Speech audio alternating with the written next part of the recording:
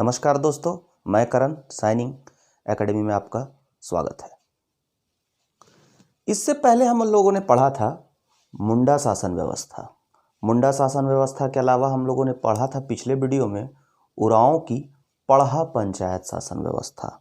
आज हम लोग जानेंगे नागवंशी शासन व्यवस्था के बारे में।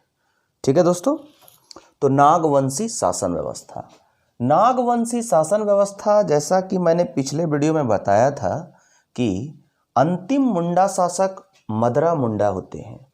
मदरा मुंडा के दो पुत्र होते हैं।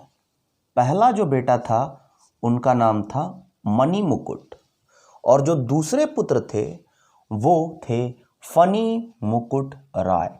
फनी मुकुट राय दरअसल मदरा मुंडा के दत्तक पुत्र अर्थात गोद लिए हुए पुत्र थे, जो उन्हें एक तालाब के किनारे एक नागफन के नीचे मिला था। यह तकरीबन 64 ईस्वी की घटना है।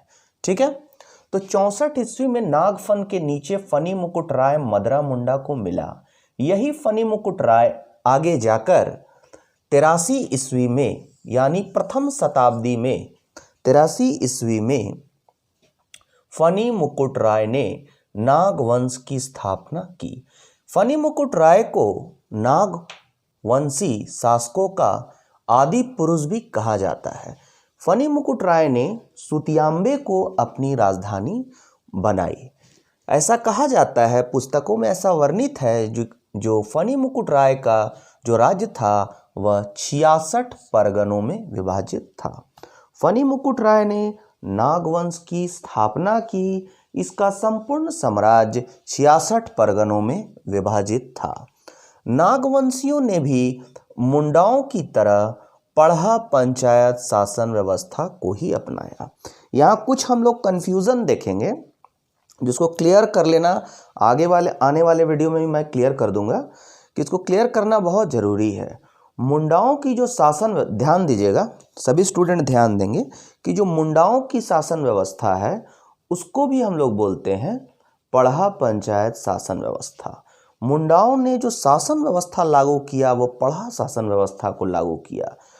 मुंडाओं के बाद, मदरा मुंडा के बाद जो नागवंशी आए, उन्होंने जो शासन व्यवस्था लागू किया, नागवंशियों ने भी जो शासन व्यवस्था लागू किया वह पढ़ा पंचायत शासन व्यवस्था ही लागू किया। कमोबेश उसमें कुछ कमोबेश थोड़ा बहुत अंतर को छोड़कर उन्होंने भी पढ़ा शासन व्यवस्था को लागू किया। तीसरी बात, उरांव की जो पंचायत शासन व्यवस्था है, उरांव की जो पारंपरिक शासन व्यवस्था है, वह भी पढ़ा पंचायत शासन व्यवस्था ही कहलाती है। थोड़ा थोड़ा अंतर है तीनों में, लेकिन ज़्यादा कुछ नहीं है। तो इसमें कन्फ्यूज़न नहीं होना है कि मुंडा जनजाति लोग का जो शासन प्रणाली है वह भी पढ़ा पंचायत शासन व्यवस्था है। उरांव की जनजाति जो है वह भी पढ़ा पंचायत शासन व्यवस्था है, जिसे हमने पढ़ लिया है। और नागवंशी शासकों के द्वारा अपनाया गया पढ़ा पंचायत शासन व्यवस्था ही है जो कि उनके पहले मुंडाओं ने अपनाया था। तो तीनों, मुंडा, नागवंशी शासक, उरांव, तीनों ने अपनी पारंपरिक शासन व्यवस्था में पढ़ा पंचायत शासन व्यवस्था को ही लागू किया। ठीक है, अब चलिए हम लोग आगे चलते हैं। ठीक है, नागवंशियों ने भी मुंडाओं की तरह पढ़ा पंचायत शासन व्यवस्था को अपनाया, लेकिन मुंडाओं की जो पढ़ा पंचायत शासन व्यवस्था थी वह 4 स्तरीय थी। यह हम लोग को पूछा जा सकता है क्वेश्चन कि मुंडाओं की पढ़ा शासन व्यवस्था कितना स्तरीय थी, तो 4 स्तरीय थी। उरांव की भी 4 स्तरीय थी, लेकिन उरांव की त्रिस्तरीय थी, और नागवंशी शासकों द्वारा जो पढ़ा शासन व्यवस्था अपनाया गया वो त्रिस्तरीय था। मैं इसको जो भी कंफ्यूजन है मैं आगे दूर कर दूंगा। ठीक है, तो नागवंशियों के द्वारा त्रिस्तरीय पढ़ा शासन व्यवस्था को अपनाया गया। पढ़ा राजा शानो शौकत ऐशो आराम से काफ़ी दूर रहते थे। ठीक उसी प्रकार नागवंशी शासक जो हमें प्रमाण मिलते हैं उससे यह साबित होता है कि जो नागवंशी शासक थे वह भी मिट्टी खपड़े के घर में ही रहते थे, यानी ऐशो आराम से दूर रहते थे। ठीक, यानी कि फनी मुकुट राय जो था वह भी मिट्टी और खपड़े के मकानों में ही रहता था और ऐशो आराम से दूर रहता था, सादगी भरा जीवन अपनाता था। जनता पर उस समय किसी भी प्रकार का लगान नहीं लिया जाता था, कोई भी प्रकार का टैक्स नहीं लिया जाता था। खेती बाड़ी थी और वस्तु विनिमय प्रणाली प्रचलित थी, अर्थात अनाज के बदले कोई दूसरा अनाज या अनाज के बदले कोई दूसरी वस्तु जो कि जीवन जीने के लिए आवश्यकता की वस्तु होती, उस प्रकार की वस्तु, यानी वस्तु विनिमय प्रणाली प्रचलित थी। ठीक है। खेत गांव बसाने का अधिकार था। यहाँ पर ध्यान देने वाली बात है कि मुंडा जनजाति व्यवस्था में हमने देखा कि जो मुंडा गांव बसाते थे वे खुटकट्टी गांव कहलाते थे और जमीन के मालिक खुटकट्टीदार कहलाते थे। उरांव जो थे, जो गांव बसाते थे, वो उरांव द्वारा बसाए गए गांव को भूइहर गांव कहा जाता था और जो उरांव व्यक्ति उस गांव की जमीन को बसाता था, जो व्यक्ति उस गांव को बसाता था, उस व्यक्ति उस जमीन का जो मालिक होता था उसे हम भूइहरदार कहते थे। यहाँ पर एक गौर करने वाली बात है कि नागवंशी शासकों ने आदिवासी, जिनमें मुंडा, उरांव तथा अन्य आदिवासियों को भी गांव बसाने की छूट दी। साथ ही साथ जो गैर आदिवासी थे, जो सदान थे, उनको भी अपने गांव बसाने व अपने गांव में स्थान दिया। उस प्रकार क्या हुआ कि वैसे गांव नागवंशी शासन में जो कि मुंडाओं के द्वारा बसाए गए थे, वैसे गांव का प्रधान मुंडा होता था। वैसे गांव जो उरांव के द्वारा बसाए गए थे, वैसे गांव का प्रधान महतो होता था। इसको ध्यान दीजिएगा कि जो गांव उरांव के द्वारा बसाए गए उसका ग्राम प्रधान महतो होता था। जो मुंडाओं के द्वारा जो ग्राम हातू बसाया गया उसका प्रधान मुंडा होता था। ठीक है, तो यहाँ क्लियर हो गया। चलिए आगे चलते। फनी मुकुट, यही मैं बताना चाह रहा था जो मैंने यहाँ लिखा है। फनी मुकुट राय ने अपने राज्य में गैर आदिवासियों को भी शरण दिया, यानी आदिवासी और सदान दोनों मिलजुल कर रहते थे। लगान की व्यवस्था नहीं थी, वस्तु विनिमय प्रणाली प्रचलित थी, खेती बाड़ी बसाने का अधिकार सबों को था। बाद में क्या हुआ, धीरे धीरे जो है, बाद में जब मुगल आ गए उसके बाद क्या हुआ कि सामंती व्यवस्था घर करने लगी नागवंशी शासकों में, क्योंकि मुगलों ने सर्वप्रथम इनसे नजराना लेना, मालगुजारी लेना प्रारंभ किया। तो जब मुगलों ने इनसे मालगुजारी लेना प्रारंभ किया, नजराना लेना प्रारंभ किया, तब जाकर इनकी शासन व्यवस्था में कुछ परिवर्तन देखने को 16वीं शताब्दी के बाद हमें मिलती है। 16वीं शताब्दी के बाद जब देखा जाता है कि इन्होंने भी जनता पर टैक्स लगाया, क्योंकि इन्हें मुगलों को नजराना, मालगुजारी भेजना पड़ता था। ठीक है, तो धीरे धीरे हम देखते हैं कि बाद में छोटा नागपुर जो है, छोटा नागपुर खास, जिसमें नागवंशी शासन करते थे, कई परगनों में विभाजित होते चले जाते हैं। फनी मुकुट राय के समय 66 परगने हैं, धीरे धीरे यह परगने भी बढ़ते जाते हैं। ठीक है, अब देखिए यहीं पर हम लोग देखते हैं, हम लोग पहले चलते हैं कि जो नागवंशियों की पारंपरिक शासन व्यवस्था 16वीं शताब्दी तक क्या थी। जब तक मुगल इनको डिस्टर्ब नहीं किया था, इनको परेशान नहीं किया था, उस समय इनकी शासन व्यवस्था क्या थी। तो नागवंशी शासन व्यवस्था कौन सी शासन व्यवस्था है, तो यह मुंडाओं के द्वारा अपनाई गई पढ़ा शासन व्यवस्था है। ठीक, पहला पॉइंट वेरी वेरी इंपॉर्टेंट। दूसरा, यह कितना स्तरीय है, यह त्रिस्तरीय है। सबसे नीचे कौन है, हातू या ग्राम। हातू या ग्राम का प्रधान कौन होता है, तो मुंडा होता है या महतो होता है। अगर मुंडा जनजाति ने गांव बसाया है तो ग्राम प्रधान मुंडा होगा, दूसरी आदिवासी जनजाति या उरांव ने बसाया है तो उसका ग्राम प्रधान महतो होगा। दोनों में कंफ्यूजन नहीं करना है, ग्राम प्रधान मुंडा या महतो। ठीक है, हम लोग मुंडा शासन व्यवस्था में बीच में पट्टी पढ़ते थे कि कई हातू मिलकर कई हाथू मिलकर पट्टी बनाता है, लेकिन नागवंशियों ने इस पट्टी की व्यवस्था को समाप्त कर दिया। यही अंतर है दोनों में। इस पट्टी की व्यवस्था को समाप्त कर दिया और डायरेक्ट क्या हो गया, पढ़ा हो गए। मुंडा शासन व्यवस्था में पढ़ा जो पंचायत है उसका प्रधान पढ़ा राजा होता था। क्या होता था, पढ़ा राजा होता था। लेकिन यहाँ पर प्रधान कौन था, मानकी था। ठीक है। और आगे जाकर मुगलों के समय हम देखेंगे दुर्जन साल जब शासक हुए, उसके तकरीबन उसी समय में, उसी कालक्रम में इस मानकी को हटाकर उसका नाम जो है वो भुईहर कर दिया जाता है। उस समय भुईहर कर दिया जाता है। ठीक है। तो यहां हम देखते हैं सबसे निचला स्तर है हाथू।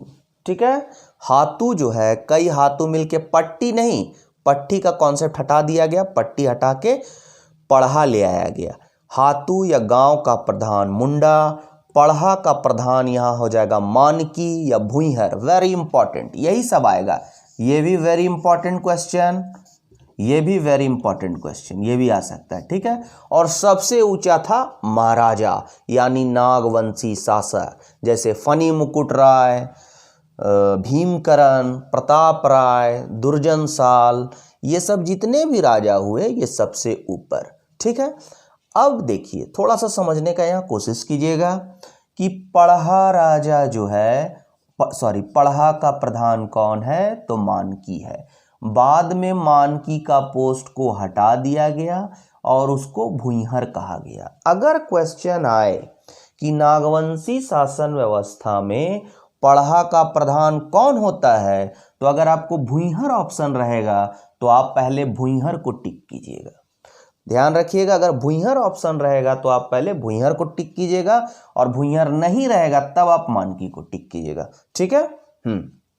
ये हो गया। उसके बाद पढ़ा, उसके बाद महाराजा के को सहायता देने के लिए, या महाराजा के अंडर में हम बोलेंगे, कुछ छोटे छोटे राजा होते थे जिनको हम परगना का राजा भी मान सकते हैं। वो छोटे छोटे अपने क्षेत्र के राजा होते थे। ठीक है। उनको कुंवर, लाल, ठाकुर आदि कहा जाता था। ये राज परिवार के सदस्य होते थे। तो नागवंशी शासन में महाराजा के अंदर छोटे छोटे राजा भी होते थे जिनको ठाकुर, लाल और कुंवर के नाम से जाना जाता है। ठीक है। ये हो गया क्लियर। एक गांव स्तर पर एक पोस्ट था, ये भी इंपॉर्टेंट है, जिसको भंडारी या भंडारिक कहते हैं। यह भंडारी या भंडारिक जो था वो राजा की ओर से गांव में खेती बाड़ी करता और करवाता था, और जो अनाज उपज होता था उसका भंडारण करता था, उसकी देख रेख करता था, उसकी रक्षा करता था। इसी को हम बोलते हैं भंडारिक। ये भी बहुत इंपॉर्टेंट है। ठीक है। तो हमने इंपॉर्टेंट देख रहे हैं हम। ठीक है। कौन कौन इंपॉर्टेंट है, एक तो मुंडा शासन व्यवस्था मुंडा शासन व्यवस्था 4 स्तरीय शासन व्यवस्था है। नागवंशी शासन व्यवस्था त्रिस्तरीय शासन व्यवस्था है। इसमें पट्टी का कॉन्सेप्ट नहीं है। हाथू के बाद पढ़ा है, फिर महाराजा है। ठीक है। एक इंपॉर्टेंट है, हाथू या गांव का प्रधान मुंडा या महतो, यहाँ पढ़ा का प्रधान मानकी, भुईहर और ऊपर राजा। ठीक है। एक भंडारिक पोस्ट हम देखते हैं नागवंशी शासन व्यवस्था में, जो अन्न का भंडारण करता है, देखरेख करता है, खेतीबाड़ी करवाता है। अन्य पद भी थे, पांडे, पोद्दार, अमीन, साहनी। ये सब उतना इंपॉर्टेंट नहीं है, आपको जानने की जरूरत नहीं है, मैंने लिख दिया है। अगर ध्यान में रहेगा तो ठीक है, और नहीं भी ध्यान में रहेगा तो कोई दिक्कत नहीं। आज भी अमीन का पोस्ट है, आज भी पोद्दार का पोस्ट है। ठीक है। पोद्दार अभी पोस्ट नहीं है, टाइटल है। ठीक है। तो अन्य पद थे पांडे, पोद्दार, अमीन, साहनी आदि, इसको छोड़ दीजिए। ठीक है। 16वीं सदी तक कोई खास परिवर्तन जो है इस शासन व्यवस्था में नहीं हुआ, ऐसे ही चलता रहा। हाथू, पढ़ा, महाराजा, पढ़ा का प्रधान मानकी। ठीक है। ये चलता। 16वीं सदी के बाद जब 1585 ईस्वी में मुगलों का आक्रमण हुआ, अकबर के शासनकाल में, अकबर ने क्या किया, उस समय नागवंशी शासक थे मधुकरण शाह या मधु सिंह। तो नागवंशी शासक मधुकरण शाह, नागवंशी शासक मधुकरण शाह या मधु सिंह के समय अकबर ने शहबाज खान को इस छोटानागपुर खास क्षेत्र में आक्रमण करने के लिए भेजा। इसका मेन मोटिव था, अकबर को यह ज्ञात हो रहा था कि शंख नदी में हीरा पाया जाता है। उसी शंख नदी पर अपना कब्जा जमाने के लिए अकबर ने इस खोखरा क्षेत्र में छोटानागपुर खास क्षेत्र में जब यहाँ के नागवंशी शासक मधुकरण शाह थे, इस क्षेत्र में भेजा, शहबाज खान को भेजा। ठीक है, शहबाज खान जो है वो मुगल जो है उसने मधुकरण शाह को पराजित किया और उसे नजराना देने को बाध्य किया। नजराना जिसका एक नाम पेशकश है। क्वेश्चन बन सकता है कि सबसे पहले नागवंशियों को नजराना देने के लिए किस मुगल शासक ने बाध्य किया? तो अकबर ने बाध्य किया। किसको भेजा? तो शहबाज खान को भेजा। कौन नागवंशी शासक सबसे पहले जो है वो नजराना दिया? तो मधुकरण शाह ने दिया। ठीक है, नजराना एक अनियमित टैक्स है, उसको छोड़ दिया, उसको पराजित करके छोड़ दिया। बोला आप नजराना भेजते रहिएगा कभी कभी, यानी कि आप पेशकश भेजते रहिएगा। ठीक है, अब अकबर के बाद जहांगीर 1605 के बाद मुगल बादशाह बनता है और वो फिर जो है वो नागवंशी शासक पर अटैक करता है। इस बार इब्राहिम खान को भेजता है अटैक के लिए। ठीक है, जहांगीर इस समय होते हैं शासक मधुकरण शाह नहीं, दुर्जन साल होते हैं। दुर्जन साल की सबसे बड़ी विशेषता थी ये हीरे के बहुत पारखी होते हैं। तो आखिर जहांगीर क्यों भेजा अटैक के लिए? क्योंकि दुर्जन साल ने यह घोषणा कर दी कि हम मुगल शासकों को नजराना नहीं भेजेंगे। इसी के लिए दुर्जन साल पर अटैक करने के लिए जहांगीर इब्राहिम खान को भेजते हैं और इब्राहिम खान जो है वो दुर्जन साल को कैद कर लेते हैं। कैद करने के बाद दुर्जन साल को जब कैद हो जाता है, इब्राहिम खान जब उसे कैद कर लेता है तो जहांगीर के पास ले जाता है। वो उसे 12 साल ग्वालियर के दुर्ग में बंदी बनाकर नज़रबंद रखता है। 12 साल के बाद, चूंकि मैंने बताया कि ये दुर्जन साल हीरे के बहुत बड़े पारखी होते हैं, तो जहांगीर के समक्ष एक कहानी है कि जहांगीर के समक्ष एक हीरा आता है। तो वो जो हीरा है वो जहांगीर को कंफ्यूजन हो जाता है कि असली हीरा कौन है और नकली हीरा कौन है। 2 हीरा आता है। तो इसमें असली हीरे की पहचान जो है वो करने वाले दुर्जन साल होते हैं। इसीलिए दुर्जन साल को प्रसन्न होकर जहांगीर मुक्त कर देता है दुर्जन साल को और कहता है कि आपको 6000 सालाना रुपया खाली देना है 1 साल में और आपको मुक्त हो जाइए। दुर्जन साल भी चला जाता है। ये बहुत इंपॉर्टेंट क्वेश्चन है कि किसके शासन काल में, कौन नागवंशी शासक जो है वो 6000 रुपया सालाना किसके शासन काल में मुगलों ने तय किया? मालगुजारी 6000 रुपया सालाना, तो वो दुर्जन साल के समय। ये पिछले बार यह रुपया 6000 रुपया, 10,000, 12,000 इस तरह से 6ठी जेपीएससी में यह सवाल पूछा गया है। इसलिए आप लोग हमेशा ध्यान देंगे। और मैंने जितना भी इस वीडियो में जितना भी फैक्ट लिखा है, इससे ज़्यादा नागवंशी शासक में कहीं जेएसएससी की परीक्षा हो, जेपीएससी की परीक्षा हो, कहीं नहीं पूछी जाएगी दोस्तों।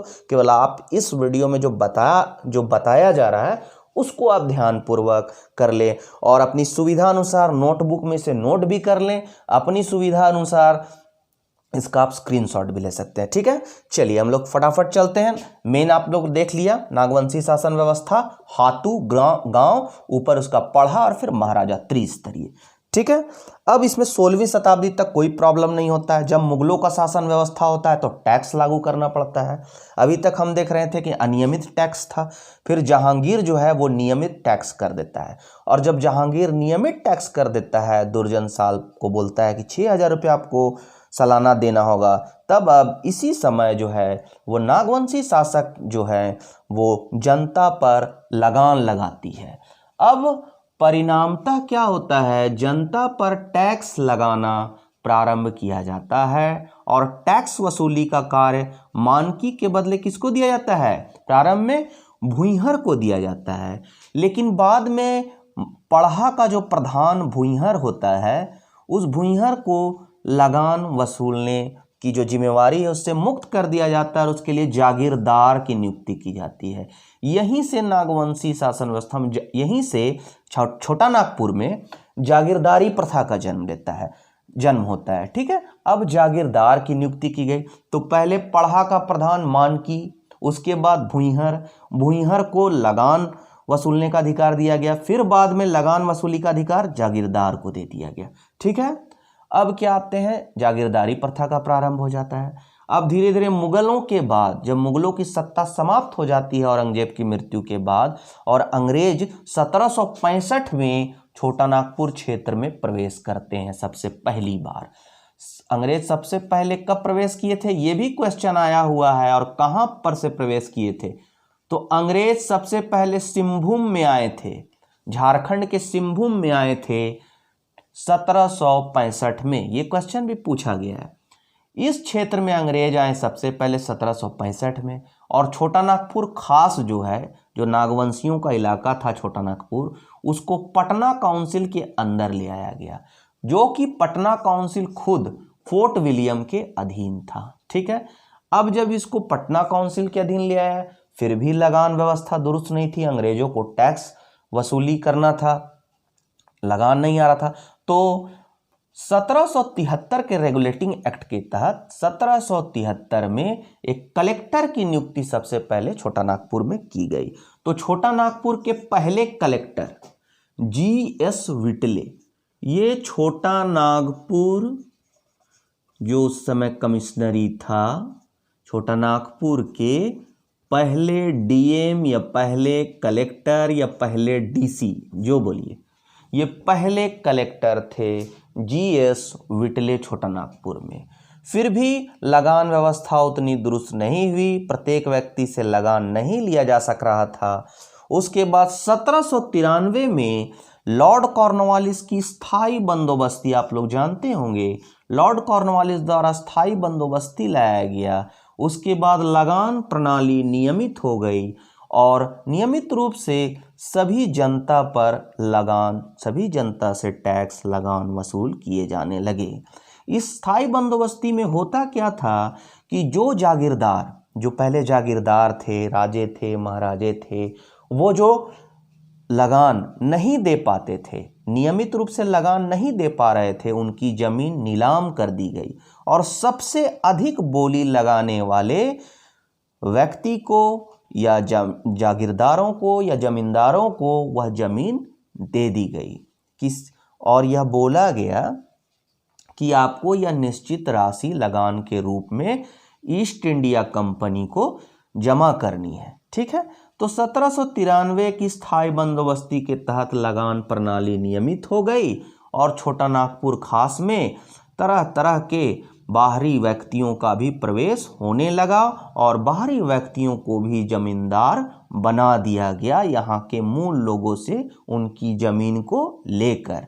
जितने राजे महाराजे नागवंशी शासक थे अब क्या हो गए, जमींदार में बदल गए। अब वे राजे महाराजे नहीं रहे, नागवंशी शासन मुंडा व्यवस्था समाप्त हो गई। वे क्या बन गए, ईस्ट इंडिया कंपनी के जमींदार बन गए। ईस्ट इंडिया कंपनी के वे जमींदार बन गए, वे शासक नहीं रहे। ठीक है, यहां तक कॉन्सेप्ट क्लियर हो गया। तो इतना ही नागवंशी शासक में हम लोगों को पढ़ना है। एक छोटा सा टेबल मैंने तैयार किया है, मे भी हो सकता है इससे भी क्वेश्चन पूछे जा सकते हैं, तो आप लोग इसको भी समझ लीजिए दोस्तों कि जैसे कि मैंने पढ़ाया नागवंशी शासन की स्थापना फनी मुकुट राय ने की। ठीक है, राजधानी सुतियाम्बे को बनाया। ठीक है, तो सुतियाम्बे में सूर्य मंदिर का इन्होंने निर्माण भी किया। फनी मुकुट राय ने सुतियाम्बे को राजधानी बनाई और सूर्य मंदिर का वहां निर्माण किया। ठीक, अब हम आते हैं प्रताप राय। प्रताप राय ने अपनी राजधानी किसको बनाई, स्वर्णरेखा नदी के तट पर चुटिया को बनाई राजधानी। किसको बनाई राजधानी, चुटिया को बनाई। उसके बाद हम आते हैं भीमकर्ण के पास। भीमकर्ण ने अपनी राजधानी खुखरा को बनाई, खुखरा। ठीक है, और भीमकर्ण के नाम, अपने नाम पर ही एक भीमकर्ण सागर का निर्माण किया। तो अभी हम लोग पहले 3 देखते हैं। फनी मुकुट राय, राजधानी सुतियाम्बे, सूर्य मंदिर। सुतियाम्बे स से सूर्य मंदिर। प्रताप राय। प्रताप राय क्या किए? तो राजधानी चुटिया को बनाया जो स्वर्ण रेखा नदी के किनारे है। ठीक। भीमकर्ण, भीमकर्ण सागर का निर्माण किया और राजधानी किसको बनाया? खुखरा को बनाया। अब आइए दुर्जन साल, द से दुर्जन साल और द से दोयसा को राजधानी इन्होंने बनाया। ठीक है। दुर्जन साल का सबसे इंपॉर्टेंट क्या है? इसने नवरत्नगढ़ का किला बनवाया, नवरत्नगढ़ महल बनवाया जहां झरोखा दर्शन की व्यवस्था थी। ठीक है। तो फनी मुकुट राय सुतियांबे को राजधानी बनाते हैं। प्रताप राय आपका चुटिया को राजधानी बनाते हैं। भीमकर्ण खुखरा को राजधानी बनाते हैं। दुर्जन साल दोयसा, द से दुर्जन साल, द से दोयसा को राजधानी बनाते हैं। फिर जदुनाथ शाह, जगन्नाथ शाहदेव और प्रताप उदयनाथ शाहदेव, ये तीन चीज है। ठीक है। तो जदुनाथ शाह पालकोट को राजधानी बनाता है। जदुनाथ शाह के बाद जगन्नाथ शाहदेव वही पालकोट भौरों को राजधानी बनाते हैं। ठीक। और प्रताप उदयनाथ शाहदेव रातूगढ़ को राजधानी बनाते हैं। इसमें ज़्यादा घबराने वाली बात नहीं है, आप 2 से 3 बार तरीके से देखेंगे आपको याद हो जाएगा। आप 4 ऑप्शन में आराम से कर लेंगे। ये बहुत ऐसा नहीं है कि वीवीआई है, लेकिन मुझे क्योंकि आयोग ने शासन व्यवस्था पर जोर दिया है तो मेरे हिसाब से आयोग को सवाल इसी से पूछना चाहिए। लेकिन फिर भी अन्य जो जेएसएससी की परीक्षा दे रहे हैं उनके लिए तो वीवीआई है ही। ठीक है। तो इसको आप पढ़िए, जेपीएससी के लिए भी जेएसएससी के लिए भी, इसको छोड़िएगा नहीं। रांची में प्रसिद्ध जगन्नाथ मंदिर किसके द्वारा बनाया गया? ये क्वेश्चन भी आया हुआ है। नागवंशी शासक, याद रखिएगा, नागवंशी शासक एनी शाह ने 1691 ईस्वी 1691 को एनी शाह द्वारा बनाया गया रांची में जगन्नाथ मंदिर। उन्होंने भी स्वर्ण रेखा नदी के तट पर सतरंजी को अपनी राजधानी बनाई थी। ठीक है दोस्तों, तो आपका आज का ये टॉपिक जो है वो पूरा हो गया। एक चीज मैं और बतला देता हूं, यहां पर जब कुछ वास्तुकला का जिक्र हो रहा है तो पलामू आप लोग गए होंगे। ठीक है। पलामू का किला बहुत फेमस है। तो पलामू का किला जो है ये भी क्वेश्चन आता है कभी कभी कि किसने बनाया। ठीक है। तो पलामू का किला कौन बनाया? पलामू का किला जो है पहला है कि चेरवंशी शासकों ने बनाया। पलामू का चेरवंशी शासक बनाया। कौन बनाया? प्रताप राय और मेदिनी राय। पलामू का चेरवंशी शासक प्रताप राय और मेदिनी राय ने पलामू का किला बनाया है। पलामू का पुराना किला जिसको बोलते हैं वो प से प्रताप और प से पुराना किला वो बनाया है। और ठीक पुराना किला के सामने एक पहाड़ी में नया किला बनाया है, वो मेदिनी राय ने बनाया है। ठीक है। तो ये आपका आज का पोर्शन जो है नागवंशी शासन व्यवस्था खत्म हो गया दोस्तों। ठीक है।